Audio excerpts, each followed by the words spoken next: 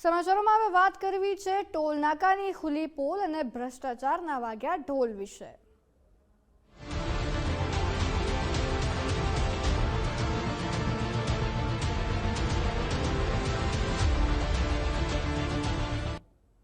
મોરબી વાંકાનેરમાં નકલી toll નાકાનો case પ્રાંત અધિકારીએ તપાસ કમિટીની રચના કરી છે। મામલતદાર, ટીડીઓ, પીઆઈનો કમિટીમાં સમાવેશ થયો છે। હાઈવે ઓથોરિટીના અધિકારીનો પણ કમિટીમાં સમાવેશ। તમામ પુરાવાઓ એકત્ર કરવાની કાર્યવાહી કરવામાં આવી રહી છે। જ્યાં જ્યાં ટોલ રોડ પર પંચર તે બંધ કરવાની કાર્યવાહી, આરોપીઓને ઝડપવા પોલીસની તપાસ શરૂ। એનએચએના અધિકારી રાહુલ મીણાનું નિવેદન સામે આવ્યું છે। અમે ભૂતકાળમાં ફરિયાદ આપી હતી, ફરિયાદ અંગે કાર્યવાહી ચાલુ હતી। ટોલ પ્લાઝાની આસપાસ રેલવે ફાટક પસાર થાય છે। અમે સરકારને વિનંતી કરી છે કે દરેક વિભાગનો સહયોગ મળે અમને।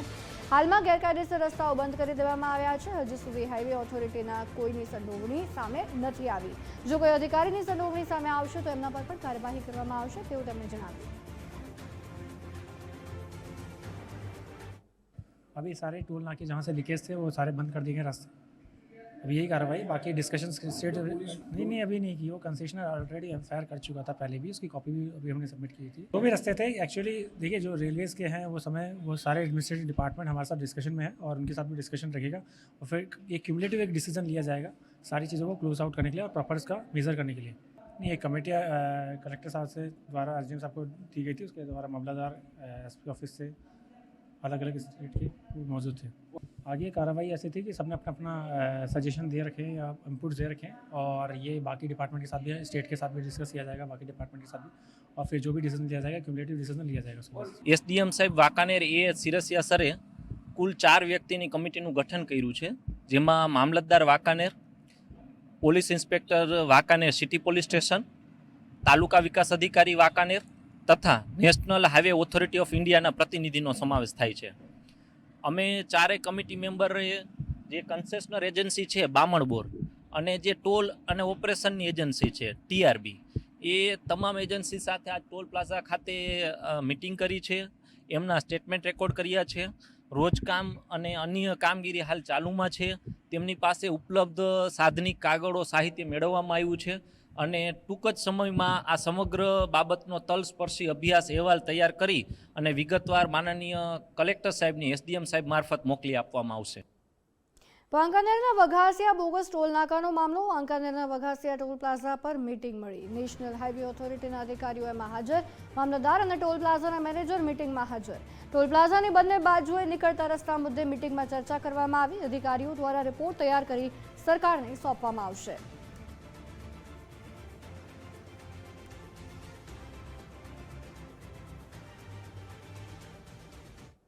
વાંકાનેરના વઘાસિયા બોગસ ટોલ નાકાનો મામલો। નકલી ટોલ નાકા મામલે જિલ્લા ભાજપ પ્રમુખે નિવેદન આપ્યું છે। આરોપી ધર્મેન્દ્રસિંહ ઝાલા ભાજપ સાથે જોડાયેલો છે। પક્ષ તરફથી કાર્યવાહી કરવામાં આવશે તેવું જિલ્લા ભાજપ પ્રમુખ દ્વારા કહેવામાં આવ્યું છે।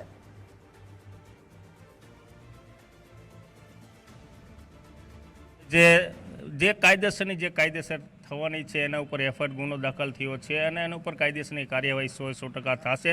એ પણ એને તંત્રને જે અજાણ આટલું રહ્યું કેમ રહ્યું એ એની કદાચ ચૂક હોય કે શું રહ્યું એની પણ તપાસ ઉપરથી થશે એવો પણ મને વિશ્વાસ છે અને 100% તપાસ થશે અને જવાબદાર વ્યક્તિ સામે કાયદેસરની કાર્યવાહી થશે। અને ભારતીય જનતા પાર્ટી તાલુકા પંચાયતના એ જ્યારે પ્રમુખ હતા એમના વાઇફ હતા, એમના ધર્મપત્ની હતા અને પોતે કાર્યકર્તા હશે અને જો એને આવું જાણવા મળશે તો એને જે પાર્ટી દ્વારા જે કાયદેસરની જે વસ્તુ થતી હશે કે એને નોટિસ આપવાની હશે એની પાસે ખુલાસો માગવામાં આવશે।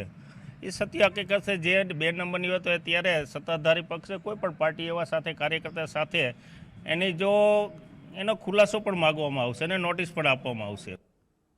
વાંકાનેરના વઘાસિયા બોગસ ટોલ નાકાનો મામલો। મોરબી જિલ્લા કોંગ્રેસના મહામંત્રીએ આકરા પ્રહાર કર્યા છે। તંત્રના ધારાસભ્ય પર મહામંત્રી મહેશ રાજ્યગુરુ દ્વારા આક્ષેપ કરવામાં આવ્યા છે। નકલી ટોલ નાકા કાળમાં તમામ લોકોની મિલીભગત છે તેવું તેઓ કહી રહ્યા છે। ધારાસભ્ય પણ નકલી હોય તેવું લાગી રહ્યું છે તેવું મહેશ રાજ્યગુરુએ કહ્યું છે। તો વાંકાનેરની ઝાંખી છે। આખા ગુજરાતની અંદર તમામ નકલી, ખાતર નકલી, સીએમઓ નકલી, ઇન્સ્પેક્ટર નકલી, ઓફિસો નકલી, એવી ને એવી રીતે દિલ્હીની જે સરકાર કેન્દ્રની ચાલે ભાજપની એમાં પીએમઓ નકલી। આ તમામ નકલી છે। આ ટોલ નાકું એક ઝાંખી છે। છેલ્લા 2 વર્ષથી આ ટોલ નાકા 2 નકલી ચાલી રહ્યા છે। છતાં કોઈ ઓફિસરોને કે કોઈ અધિકારીઓને આની જાણ નથી. આજ મોરબીના ધારાસભ્ય આ બાબતે ચૂપ છે, મોરબી કચ્છના સાંસદ પણ આ બાબતે ચૂપ છે, રાજકોટના સાંસદ પણ એનો વિસ્તાર આવે છતાં ચૂપ છે, અને અહીંયાના ધારાસભ્ય પણ ચૂપ છે. તો આની અંદર મિલીભગત હોય એમાં કોઈ શંકા નથી.